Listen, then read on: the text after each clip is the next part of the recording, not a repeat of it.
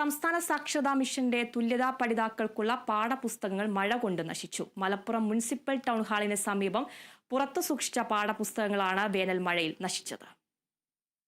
Higher secondary തുല്യതാ പഠിതാക്കൾക്കുള്ള Gandhian studies, accountancy, Hindi, business studies തുടങ്ങിയവയുടെ പാഠപുസ്തകങ്ങളുടെ കെട്ടുകളാണ് മഴയിൽ കുതിർന്നത്. സുരക്ഷിത സ്ഥാനത്ത് സൂക്ഷിക്കാത്തതുമൂലമാണ് പുസ്തകങ്ങൾ നശിച്ചത്. വിവിധ ജില്ലകളിലെ പഠിതാക്കൾക്ക് വിതരണത്തിനായുള്ളതാണ് ഈ പുസ്തകങ്ങൾ. സാക്ഷരതാ മിഷന് കീഴിൽ പ്രവർത്തിച്ച തിരൂർ ചെറിയമുണ്ടത്തുള്ള ദേശീയ ഗവേഷണ കേന്ദ്രം വർഷം മുമ്പ് തന്നെ പ്രവർത്തനം അവസാനിപ്പിച്ചിരുന്നു.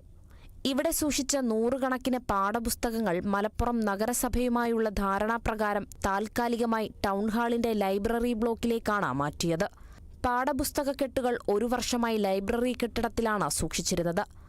ലൈബ്രറിയിൽ അറ്റകുറ്റപ്പണി വേണ്ടിവന്നപ്പോൾ നഗരസഭാ ചെയർമാന്റെ അപേക്ഷപ്രകാരം പുസ്തകങ്ങൾ ഒരാഴ്ച മുൻപ് പുറത്തേക്ക് മാറ്റിയതാണ്.